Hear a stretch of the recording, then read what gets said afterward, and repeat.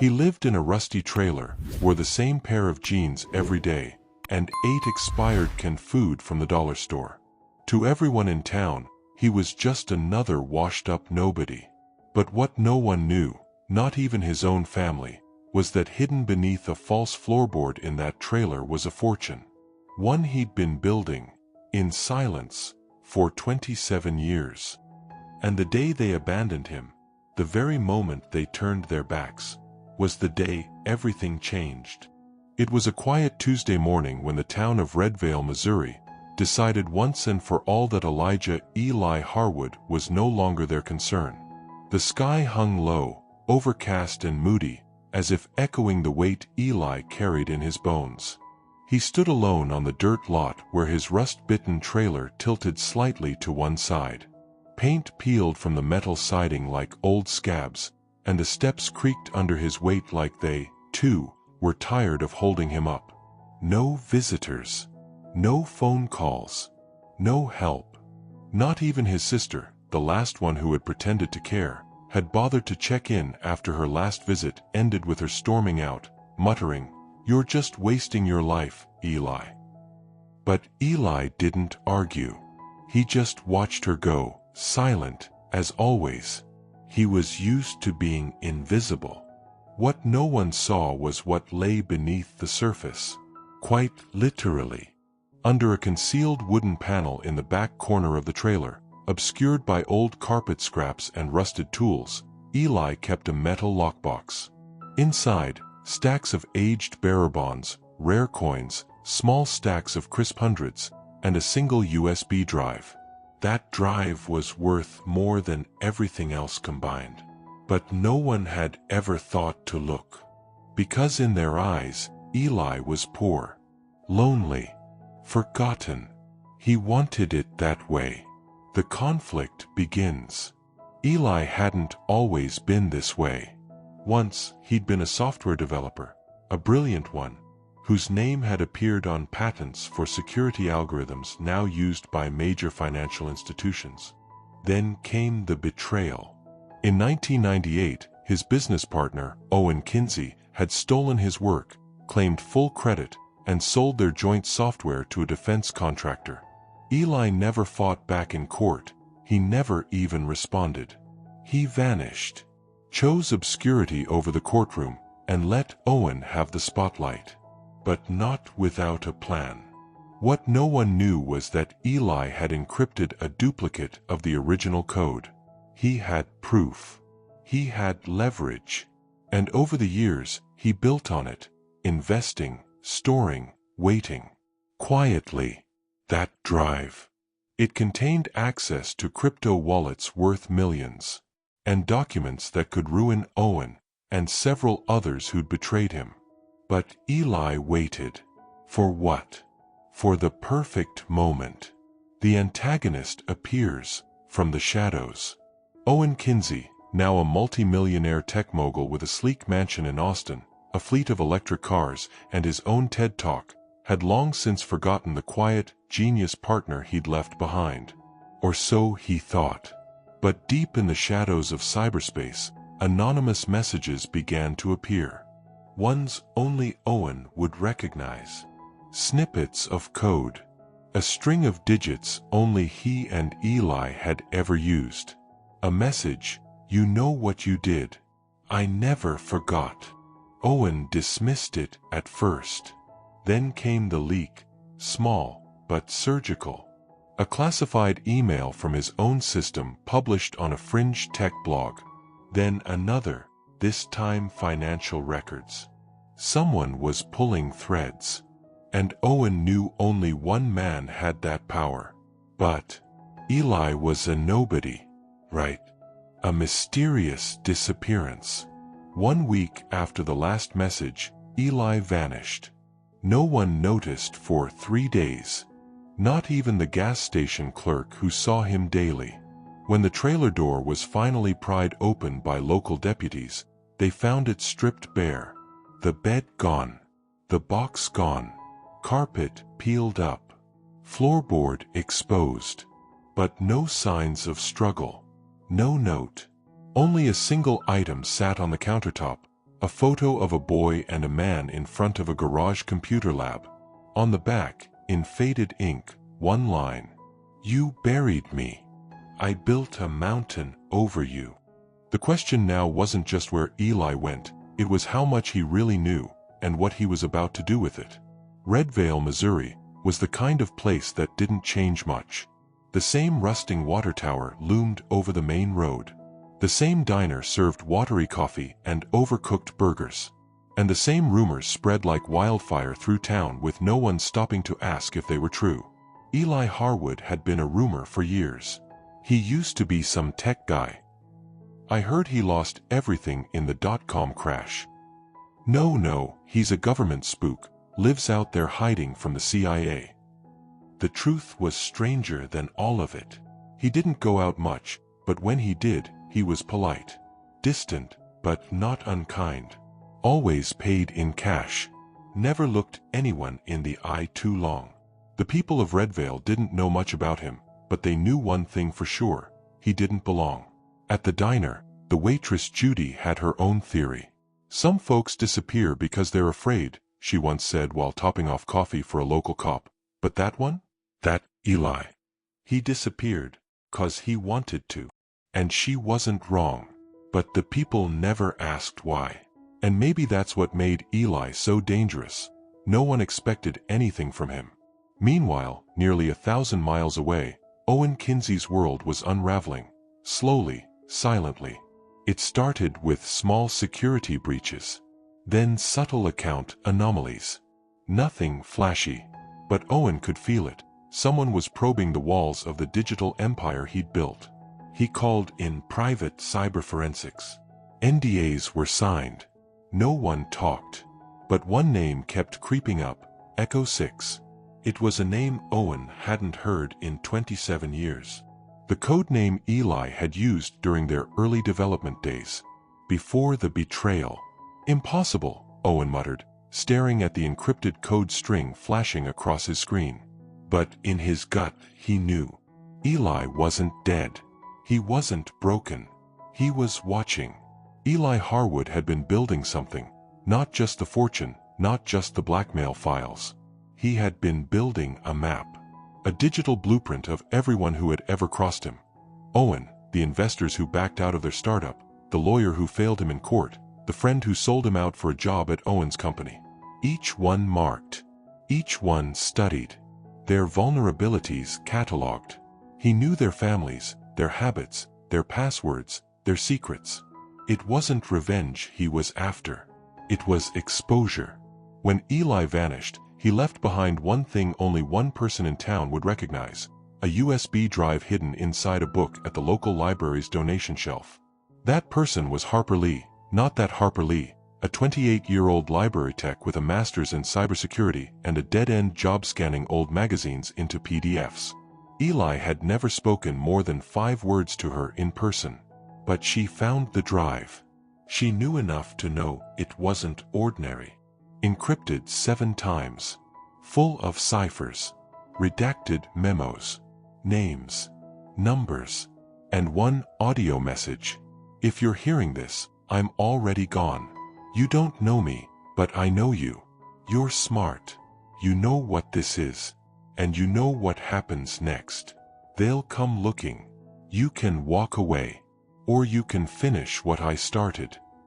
At first, she closed her laptop and went home. But at 2:17 a.m., she came back.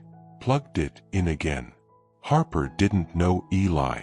But something told her he hadn't vanished. He had launched something. And she had just been recruited. As Harper dug deeper, strange things began to happen. Her email was compromised. A black SUV parked outside her building for 3 nights in a row. Her phone glitched.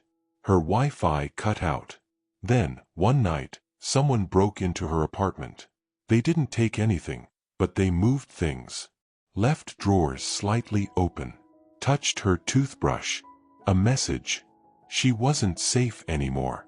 But the deeper she got into Eli's files, the clearer it became. This wasn't about money. It was about justice. Legacy. Truth. And now, Harper was part of it. It had been 6 days since Harper Lee found the drive. She hadn't slept more than 2 hours at a time. Her apartment lights stayed off at night. Her phone battery was always removed. And she had started using burner laptops, swapping between them in coffee shops across town. What started as curiosity had turned into survival.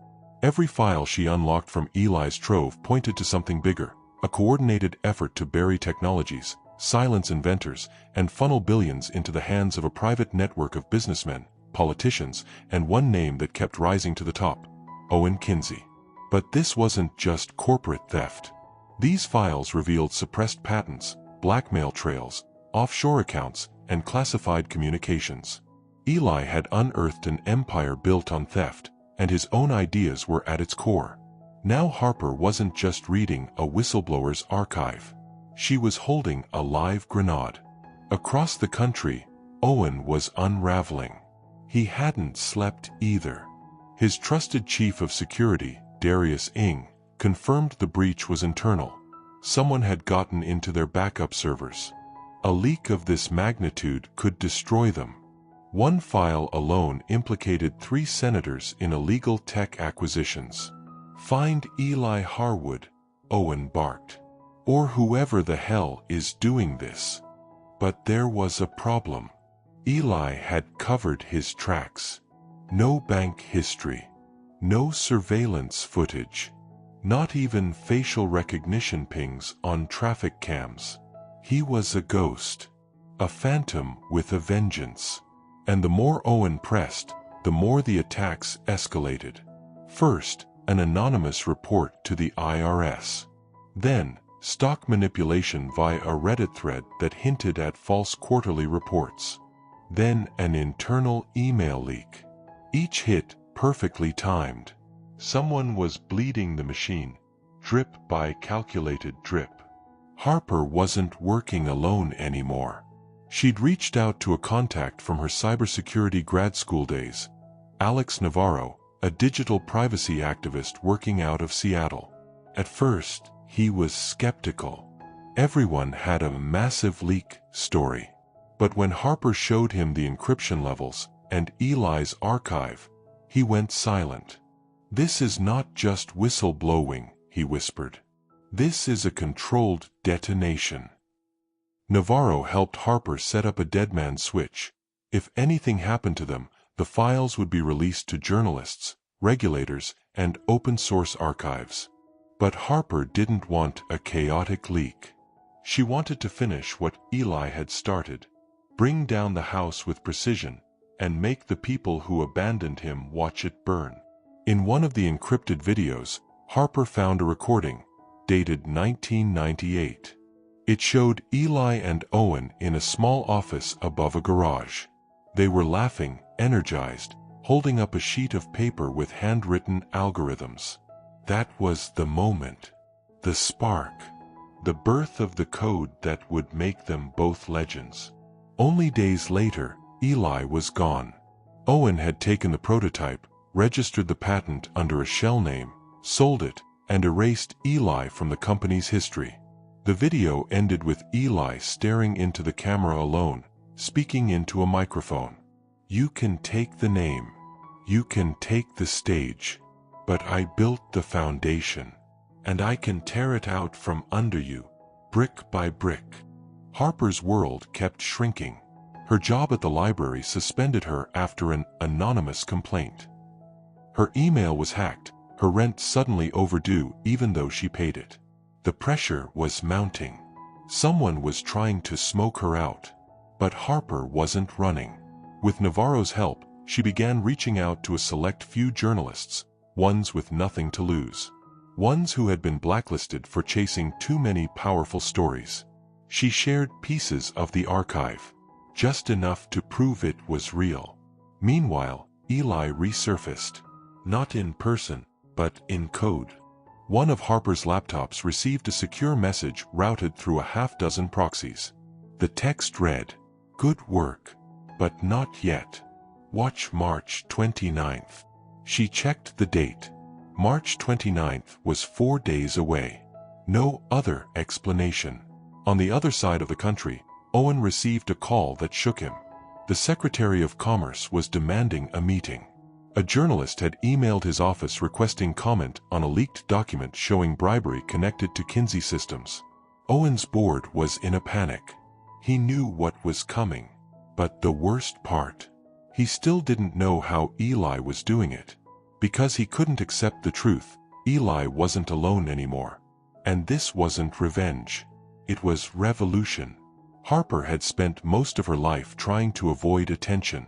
A childhood marred by a father who disappeared without explanation, and a mother who drank herself into silence. She kept to herself. She kept things clean, predictable. Until now. The deeper she got into Eli's archive, the more familiar pieces began to appear. One document made her pause, a scanned photograph from 1996. A man at a payphone, partially turned. Her heart stopped. It was her father. She cross-referenced the metadata. The image had been taken by a private investigator working under a contract from Owen Kinsey's legal division. The report was labeled, Watch List, Potential Threats. Subject connected to E. Harwood via original code drafts. Harper's father had once worked with Eli. He wasn't just a runaway dad, he'd been silenced. Maybe worse. The code, the betrayal, the cover-up, it had reached deeper than she ever imagined. And now, it was personal. Owen's empire was beginning to crack, not from the outside but from within. An emergency board meeting exposed fractures in loyalty. Investors threatened to pull out. Shareholders wanted answers. His head of public relations resigned in the middle of a live broadcast. Someone leaked a folder labeled, "Oh Kill Switch."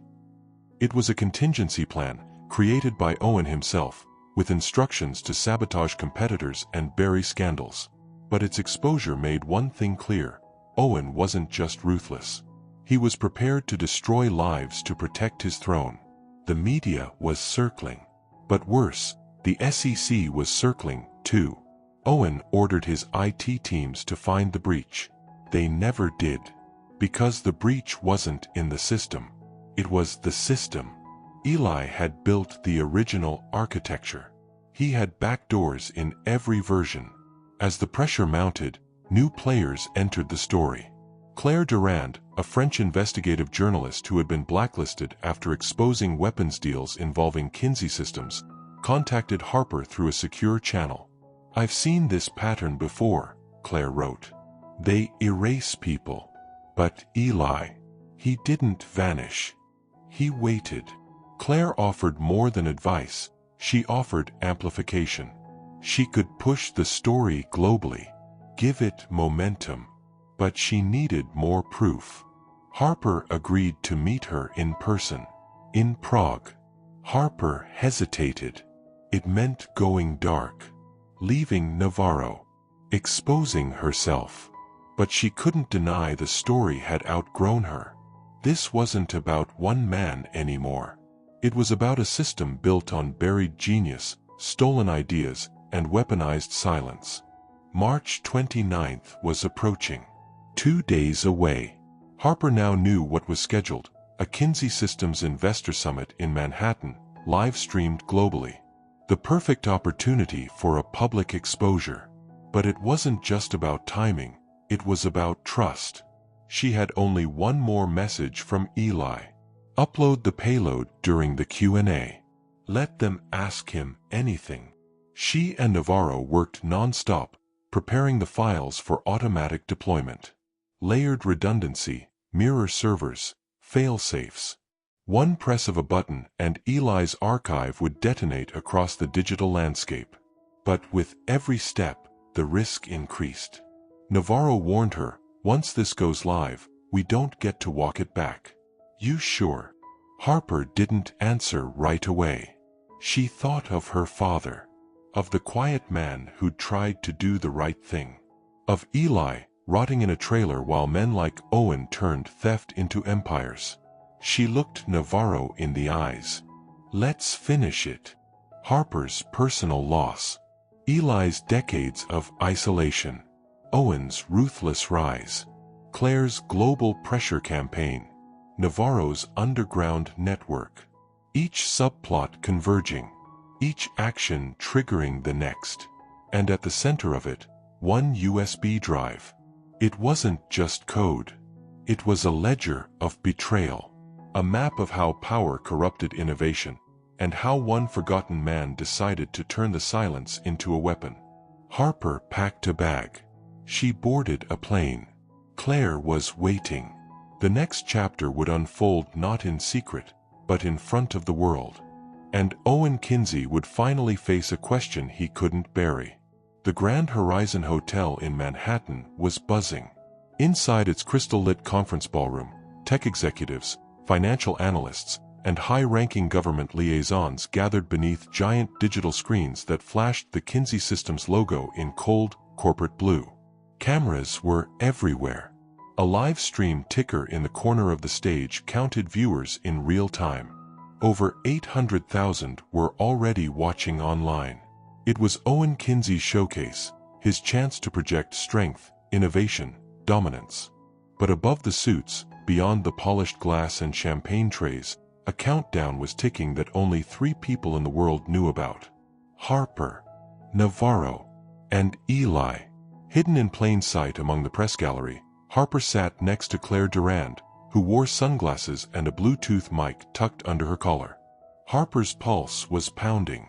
She hadn't spoken a word since they entered the venue under fabricated credentials arranged by Claire's international sources. In Harper's backpack was a slim, fingerprint-secured tablet connected to an encrypted signal, Eli's payload key. Navarro, watching remotely from Seattle, had one job: maintain the cloud relay. If anything happened to Harper or the device, the servers would still ignite. Claire leaned in and whispered, "He's coming on stage." And there he was. Owen Kinsey walked onto the platform to thunderous applause. Confident, unbothered, arrogant. But Harper could see it. The flicker in his eyes, the quick glance at the crowd, the subtle clenching of his jaw. He knew something was coming. He just didn't know what. Harper checked her tablet. One unread file had appeared on the interface. From EH to HL. Subject: one last choice. She opened it. It was a video. Eli, sitting in what looked like a motel room. He looked older, thinner, but his eyes were sharp. "Harper, if you're watching this, then you've made it further than I ever did. You've seen the system for what it is. I can't undo the years they took from me, but you can make sure they never take from someone else again. What you do next is your call. You can walk out now, and no one would ever blame you. But if you stay, we finish it." The video cut out. A new screen popped up. "Activate, yes/no." Claire looked at her. "We do it." Harper didn't speak. She pressed yes. Within seconds, every screen in the ballroom glitched. The live stream stalled. The Kinsey Systems logo dissolved. And a black screen with white text appeared. "This is the truth you buried." Then, everything exploded. Documents, audio files, video clips, recorded phone calls, memos, financial trails, patent timestamps, legal depositions, live, unedited. Across every live streaming platform, on every connected device, the archive began pouring out.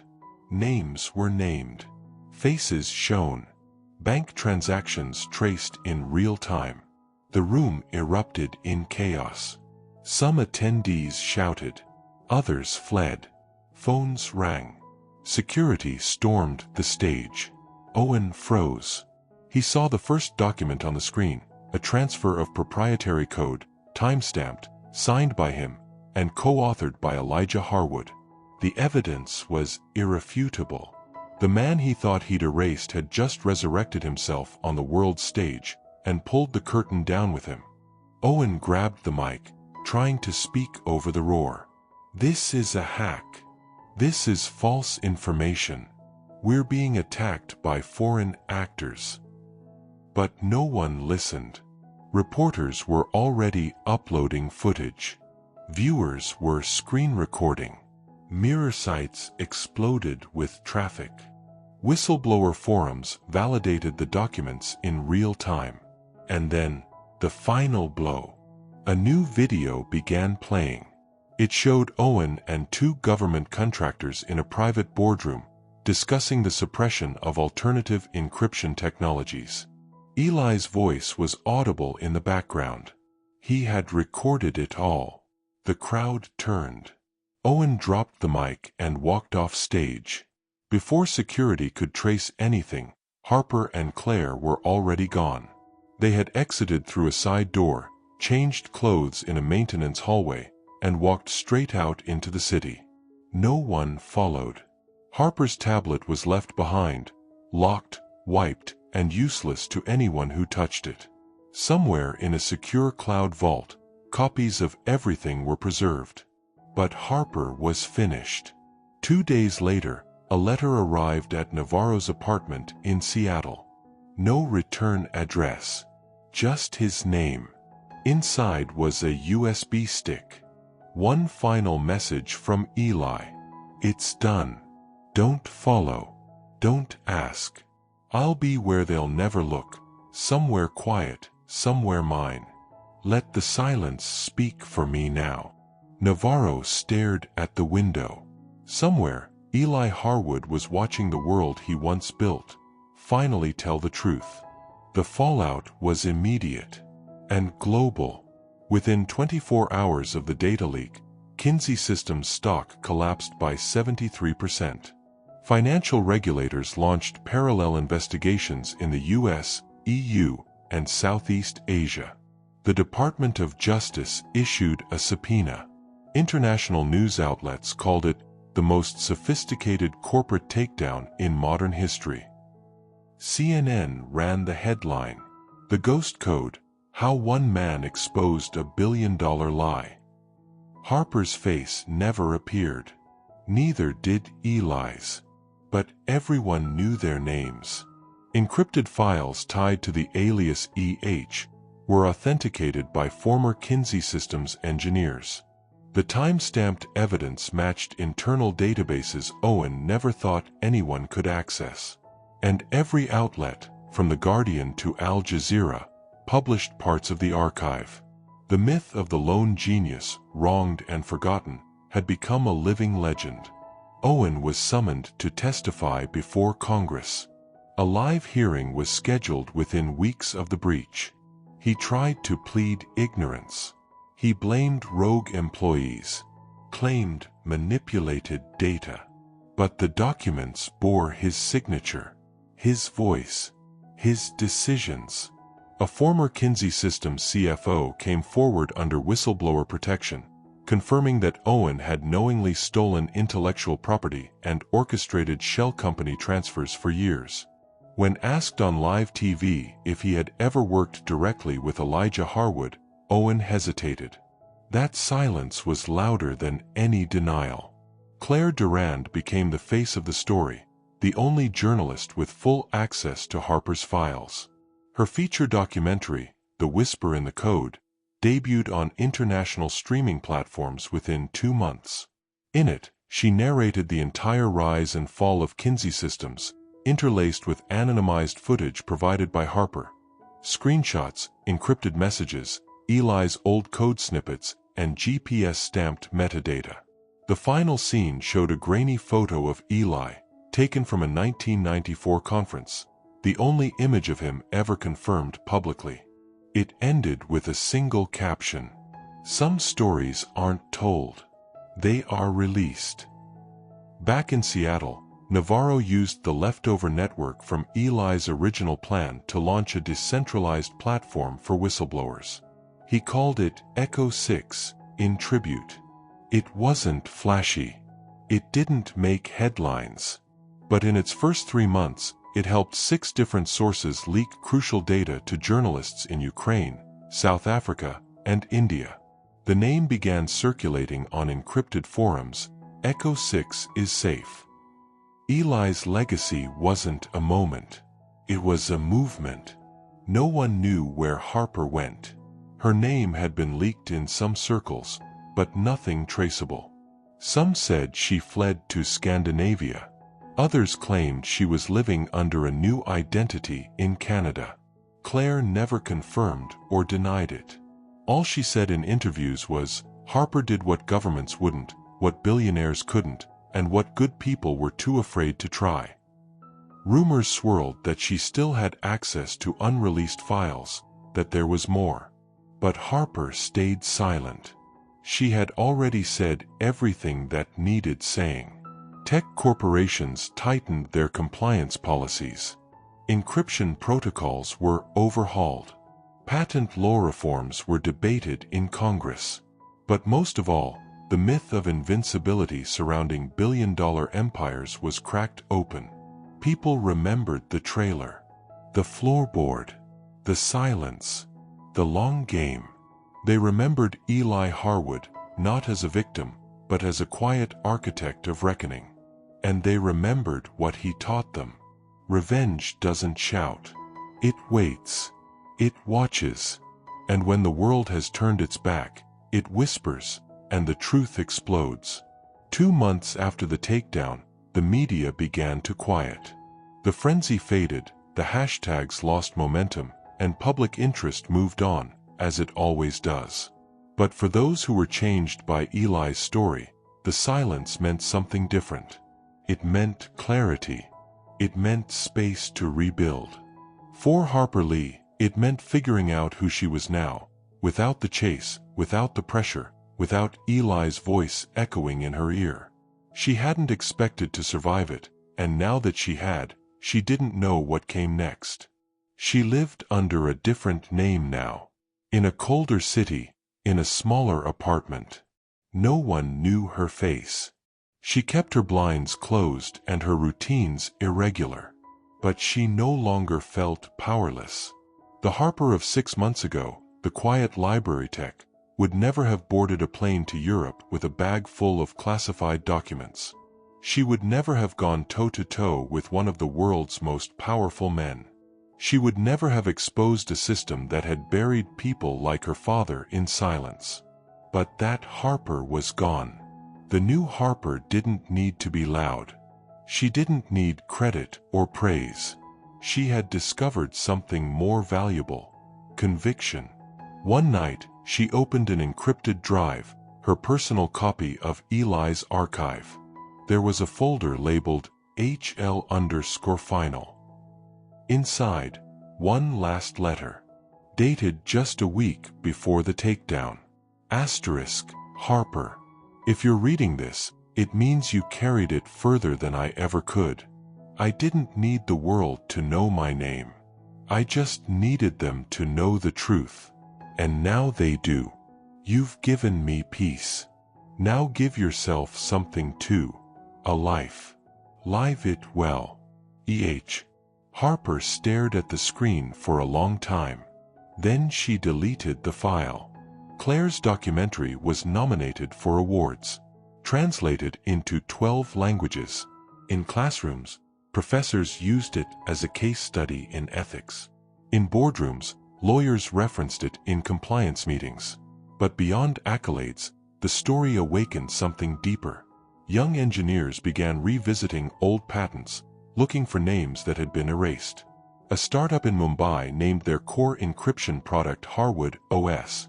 A mural appeared in Berlin, a man sitting on a rusted trailer step, looking at a burning skyline, smiling.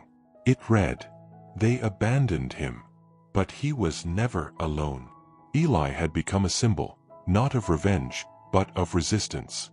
Owen was indicted on multiple charges. He fled to Dubai, then to Monaco. But extradition treaties and frozen assets closed in. He now lived in a rented estate, stripped of his empire, surrounded by walls but haunted by no one more than himself. Every morning, he opened a tablet to see new headlines about people using the code he once claimed to invent. Every night, he read articles about systems he could have built, now built by those who refused to stay silent. He tried to reach out to Eli. No one ever responded. Because Eli had disappeared again, this time by choice. Somewhere far off the grid, in the mountains, maybe, or deep in a forest, a small cabin stood with solar panels on its roof. Inside, an old man sat in front of a screen, coding not for profit, but for joy. No emails. No calls. No interviews. Just silence.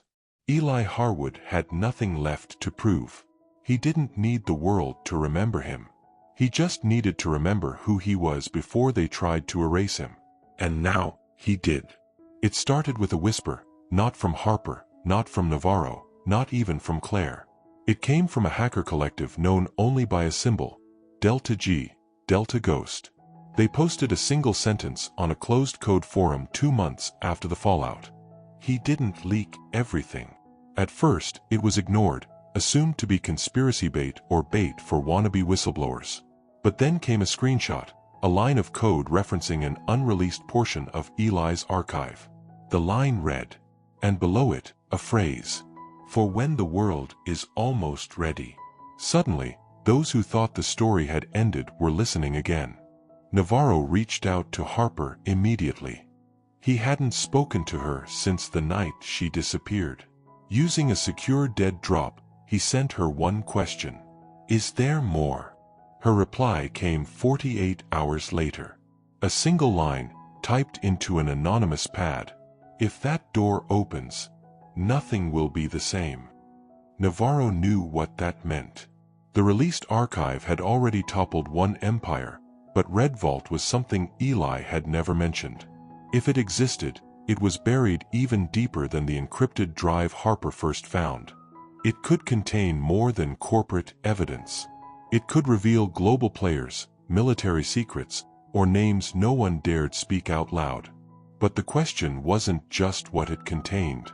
It was why Eli kept it sealed. As the whispers grew louder online, Claire Durand received a new anonymous tip, a transcript of a private telecom exchange between an American defense subcontractor and Kinsey Systems from 2002. In it, a program called Operation Blue Signal was discussed, an international surveillance initiative powered by a variation of Eli's original encryption code. If verified, it would prove that Kinsey Systems didn't just sell Eli's invention, they weaponized it for government surveillance across borders. Claire contacted Harper again. This time, Harper didn't ignore the message. Within days, Navarro confirmed that Red Vault was real, and that the code to open it had been split into 3 fragments. One was embedded in the video Harper had deleted. The second was held in an offshore server last pinged from South Korea, likely by Eli himself. The third, unknown. Claire believed Eli had hidden it as a failsafe. If all 3 pieces were reunited, Red Vault would unlock. But Harper hesitated. "We already changed the world," she said. "What happens when we take the next step?" Claire didn't respond directly. Instead, she showed Harper an email she'd received from a shadowy source in Switzerland. It included blueprints for a next-generation military surveillance drone powered by Kinsey code. Eli's code. Still active. Still abused. Hackers. Journalists. Lawyers. Government watchdogs. All started circling. Everyone wanted to know the same thing. What else did Eli hide? But none of them had the keys. Only Harper did. And maybe Eli, wherever he was. She began noticing it again, the black SUV outside her new apartment. The email ping she didn't trigger. The ghost in the machine whispering, "We see you." This time, she didn't flinch. She began reassembling her old network, Navarro, Claire, and 2 new allies from Delta G who had come forward under cloak. One of them, known only as Rook, claimed he had decoded part of the South Korea server trail. Rook believed that Eli left a backdoor, one that could be triggered only if all 3 key holders gave consent. If they didn't, Red Vault would self-destruct permanently. No copies. No backups. Just oblivion. So now Harper stood at the edge again, holding the final piece, knowing that opening Red Vault could cause diplomatic collapse. or finally sever the ties between stolen code and global abuse. But she also knew one thing Eli had made clear. Once opened, it can never be closed again. The group met virtually for the first time: Navarro, Claire, Rook, and Harper, inside a military-grade encrypted callroom built by Delta G. No one used names. No one showed faces. Just voices. Just purpose. Harper shared what she had: the final key fragment from Eli's archive, now restored from a hidden backup Navarro had intercepted before she deleted the video. Rook uploaded the second key, traced from the South Korean server, cracked with a biometric simulation cipher left by Eli himself. It had taken them weeks. Only one key remained, and Eli held it, or had hidden it somewhere. That's when Harper remembered. She opened her laptop and navigated to a piece of code Eli had written, buried deep within a test file she'd long thought was meaningless. It wasn't documentation. It was a poem. Lines of fragmented sentences written like free verse. The door is locked until the wound reopens. 3 keys, 1 silence. Find me not in servers, but in sound. I do not return. I resonate. Harper stared. It wasn't code. It was a message.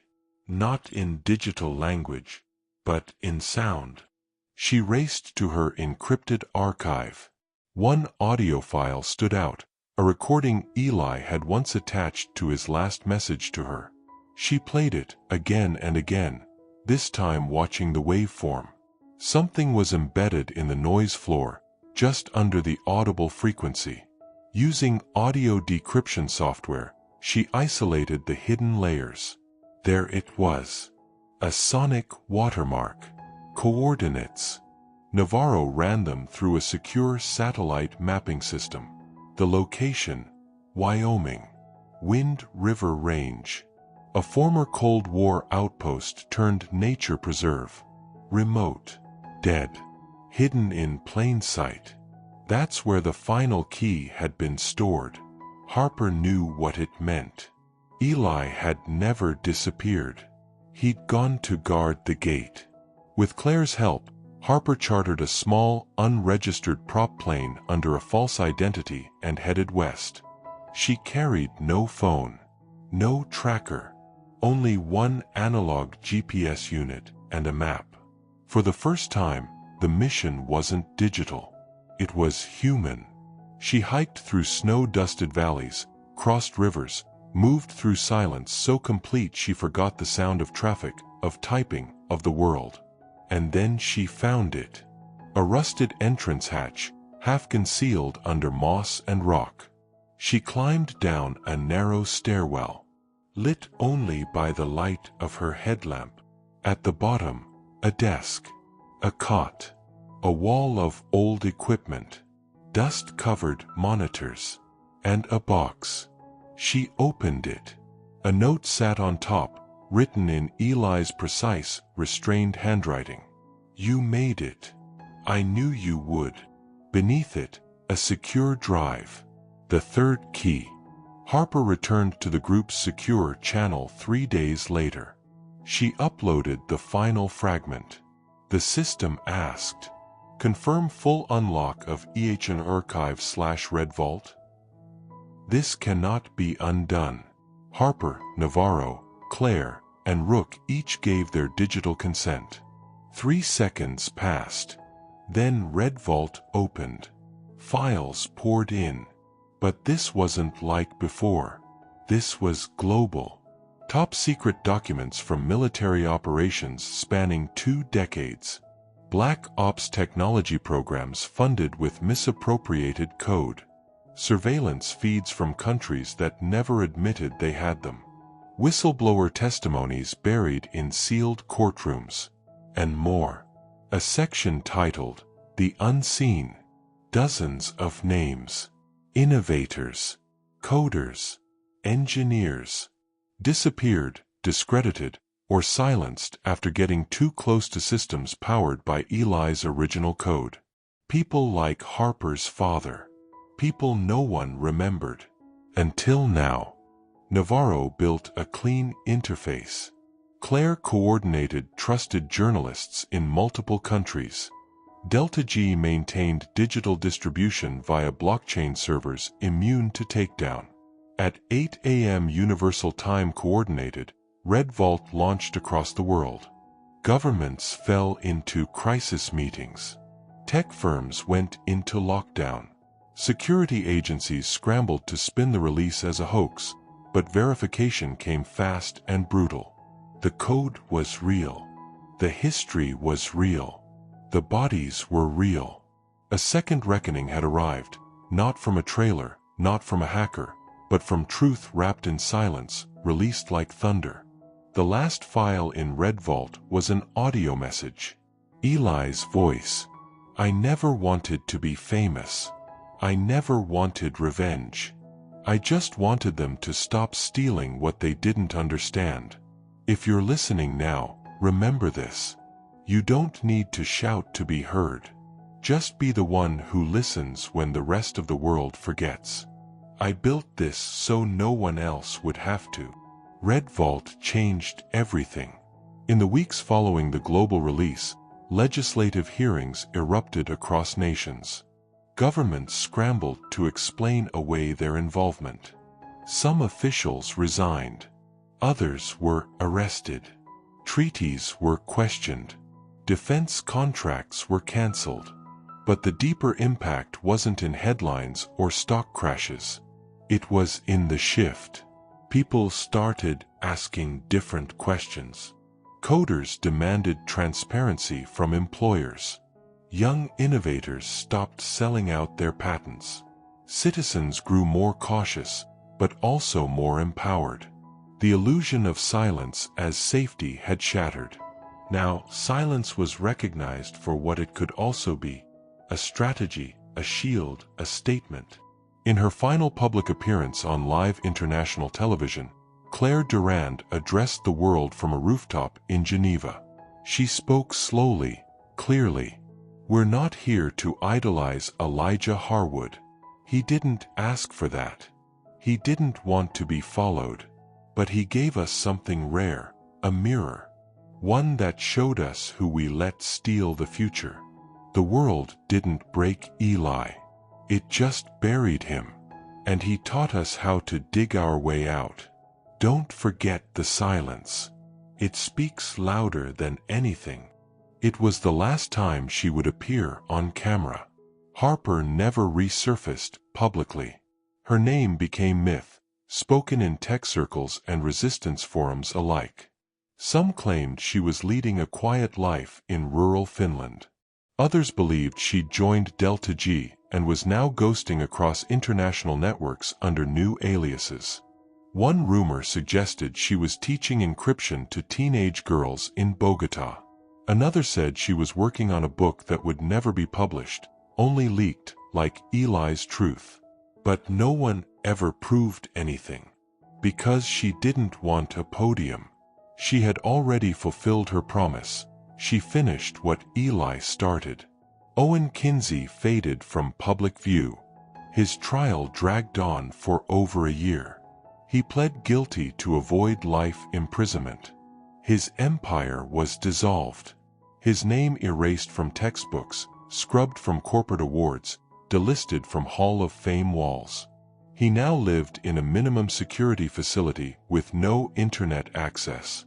His empire had begun with a theft. It ended with silence. No one ever found Eli. No interviews. No memoir. No dramatic return. Just whispers. Maybe a signal from a forgotten satellite. Maybe an old code showing up in an anonymous patch update. Maybe nothing at all. But in labs, libraries, and encrypted chat rooms, the initials EH became something else entirely. A quiet promise. That the forgotten won't stay buried. That the truth will wait, no matter how long. That silence, when wielded with purpose, can change the world. 3 years later, in a remote corner of Alaska, A forest ranger discovered something unusual in the snow. An old satellite dish, partially collapsed, next to a solar-powered generator. No footprints. No tracks. Just silence. Inside a nearby cabin, abandoned but clean, there was no computer, no phone, only a single item left on a small desk. A notebook. On the first page, written in tight, careful handwriting. They buried me once. Now I live in the roots. There was no name, but the initials burned into the cover said everything. E.H. If this story moved you, don't let it end here. Ask questions. Question power. Look beyond the surface. For every Eli, there are 100 more, unheard, unseen, waiting for someone to listen. Speak for the silenced. Build systems that protect creators, not just exploit their ideas. Protect the truth, even when it whispers. And when you see someone the world has forgotten, look closer. They may be hiding something that could change everything. Truth doesn't always roar. Sometimes, it waits. In silence. In code. In people like you.